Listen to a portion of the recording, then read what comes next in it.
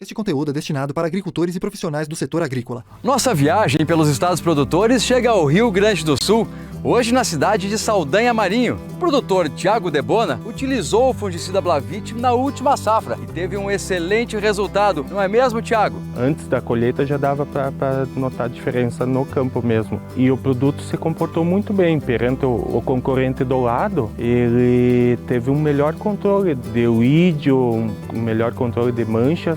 Blavit, a mais segurança no combate à ferrugem asiática e à mancha-alvo. Ele reúne em uma só ferramenta uma composição inovadora. O Blavit é uma ferramenta que veio para ficar. Quer se preocupar menos e produzir mais?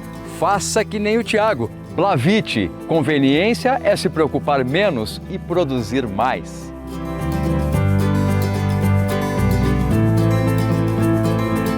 BASF. We create chemistry.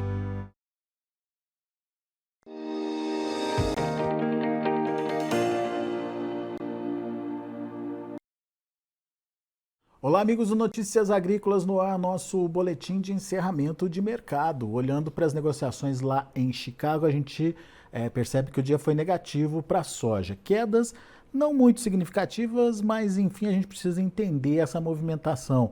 Quedas aí de 6 a 8 pontos nos principais vencimentos, a soja se sustentando acima daqueles $14 e muito próximo ali daqueles 14,50.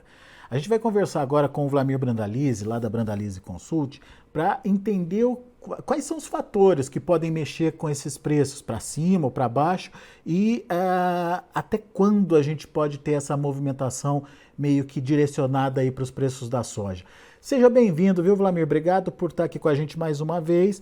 Nos ajude a entender esse mercado. Um dia negativo hoje, mas o mercado com esperanças na China ainda, Vlamir?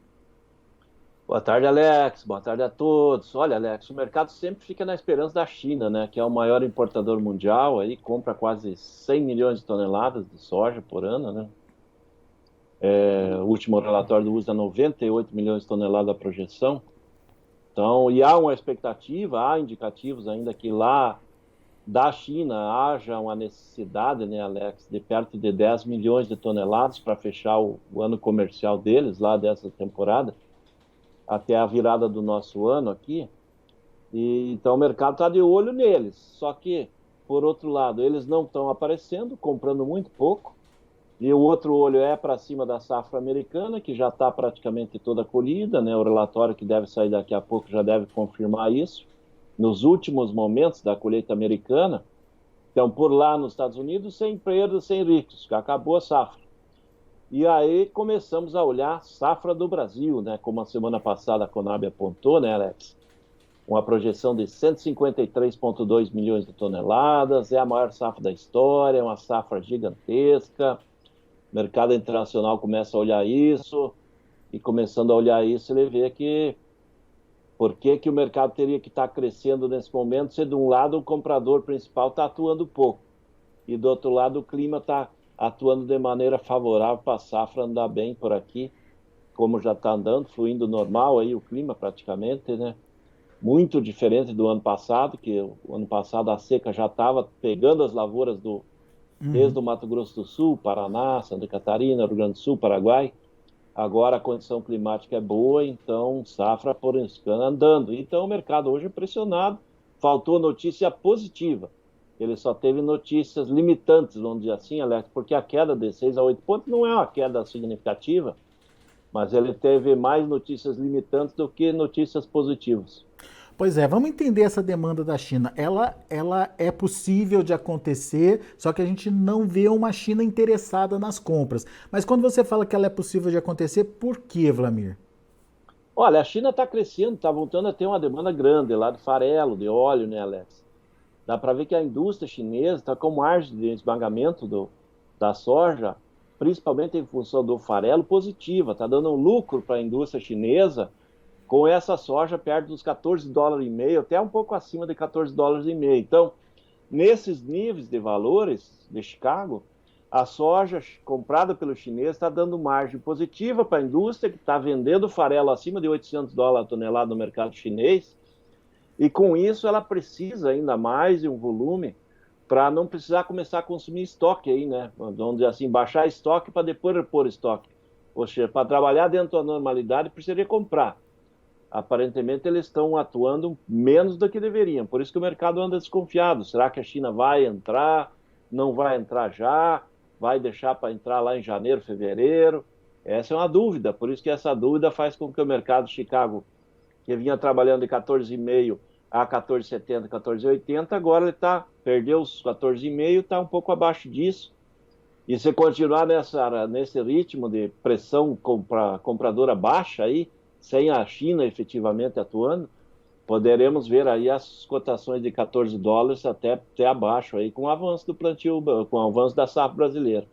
Quer dizer, a gente precisa ver uma China mais ativa aí no mercado para garantir essa estabilidade, essa sustentação dos preços próximos aí dos 14,5, então. Precisa ver a China, sim, para dar um suporte, exatamente para dar um suporte e criar essa condição de cotação, porque os chineses estão olhando os mercados. Primeiro, está olhando que a safra brasileira ainda tem muito do disponível para negociar. Nós temos aí um volume bem grande ainda para negociar.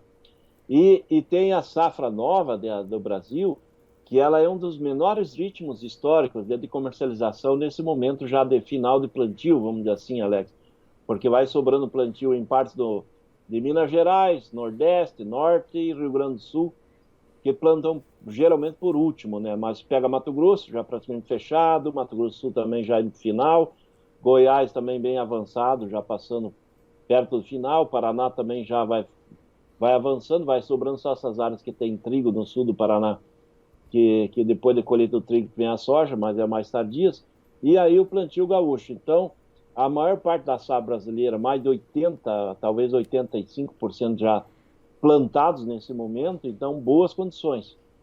Então, tem safra nova, comercialização lenta, safra velha tem soja.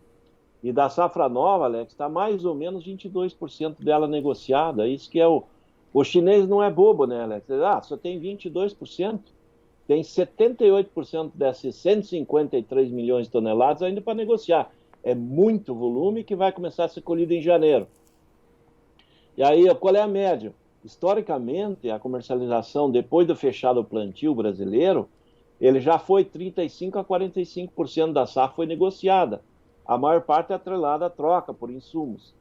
E nesse momento está muito lento, porque o produtor acabou usando de recursos próprios, comprou à vista, usou menos soja para comprar os insumos da safra, usou milho para pagar insumos de soja, e daí ele não precisou de tanto volume de soja, por isso que tem muita soja ainda para ser negociada a nova safra. E o mercado internacional deu olho nisso também, né, Alex? Pois é, e daí, diante dessas considerações, o que o produtor precisa fazer, Vlamir? Olha, o que a gente tem recomendado é que o produtor ele tem que planejar o que ele tem para pagar para frente, para garantir já os valores, não correr riscos.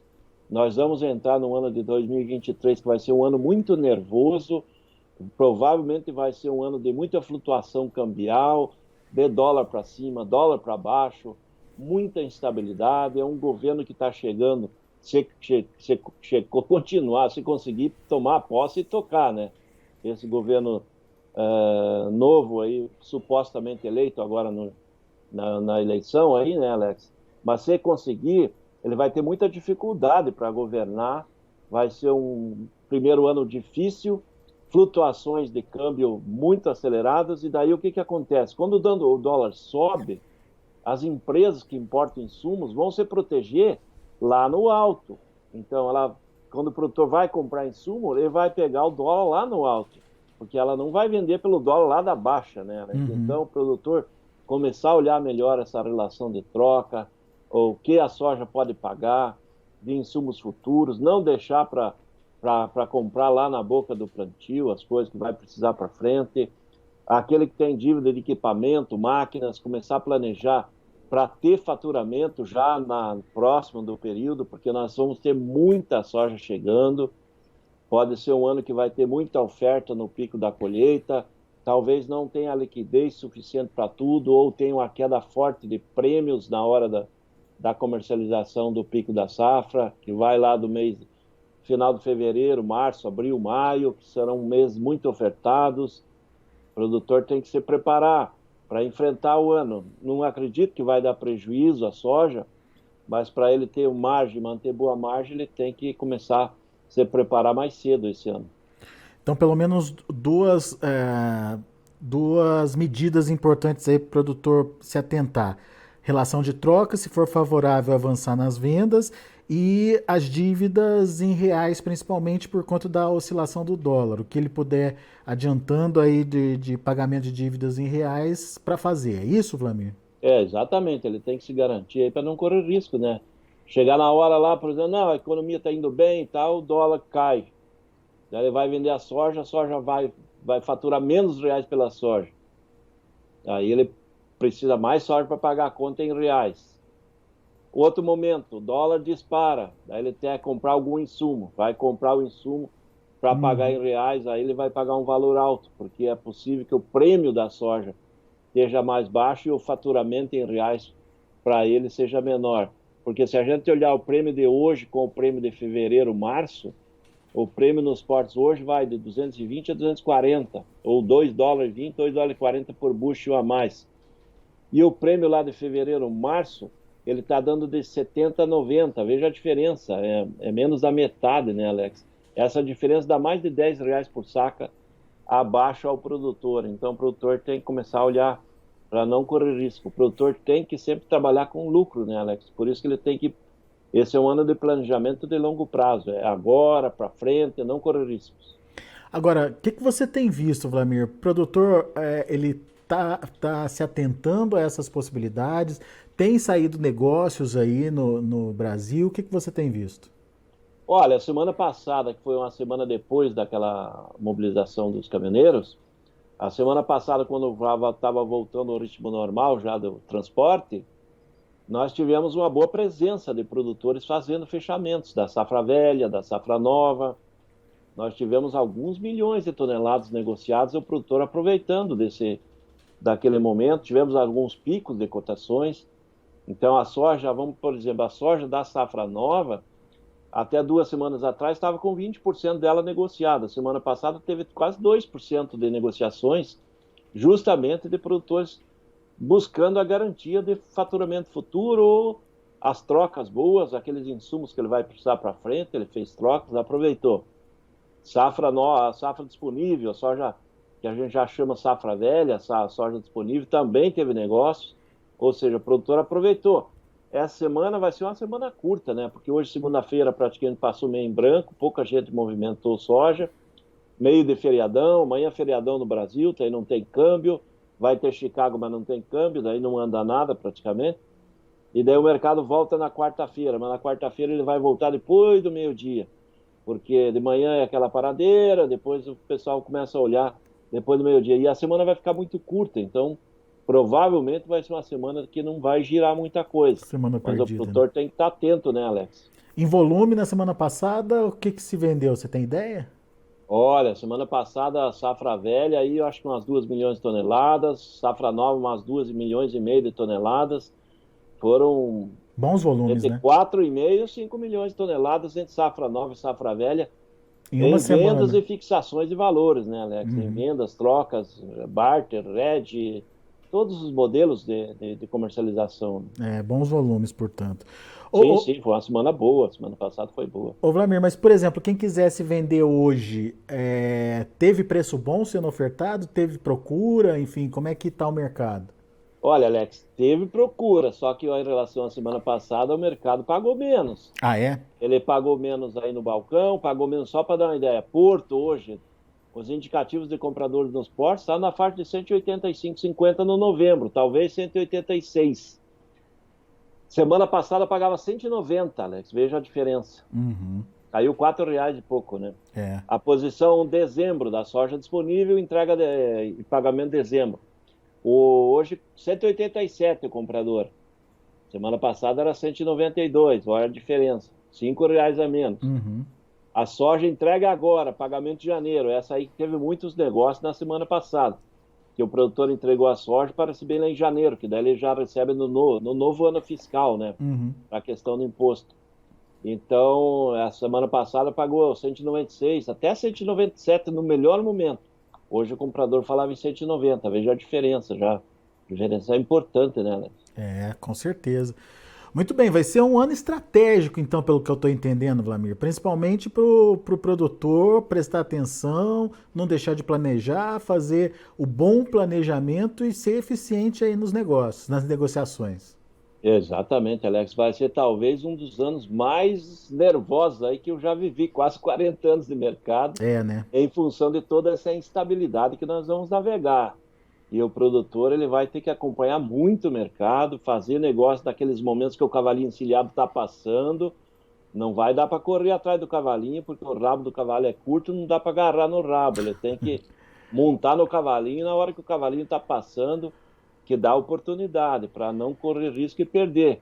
Eu acredito que vai ser um ano que vai ser muito fácil do produtor, de um dia para o outro, de uma semana para outra, ele ganhar ou deixar de ganhar 5, 10 reais com facilidade por saco. Vai ser um ano de flutuações. Porque tem a oscilação do dólar, tem a própria oscilação de Chicago, enfim, vai ser... De prêmios, né? De prêmios. Oscilação de prêmios também. É verdade.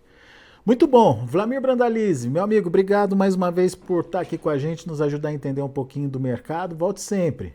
É isso aí, Alex. Boa semana aí, bom feriado para todos. Valeu, para você também, Vlamir. Abraço. Tá aí Vlamir Brandalize, lá da Brandalize Consulting. A gente vai ficando por aqui, mas tô esquecendo de passar o fechamento das negociações. Vamos ver como o mercado encerrou antes de fazer definitivamente a nossa despedida aqui. A soja para novembro acabou fechando com queda de 13 pontos mais 75. Novembro já está terminando. É um contrato que não tem mais muita influência no mercado, não. 14 dólares e 41 centes por bushel. Janeiro, sim, 14 dólares e 42 centes por bushel, perdendo 8 pontos. O março, 14 dólares e 46, perdendo 7 pontos mais 25. E o maio, 14 dólares e 53 centes por bushel, queda de 6 pontos.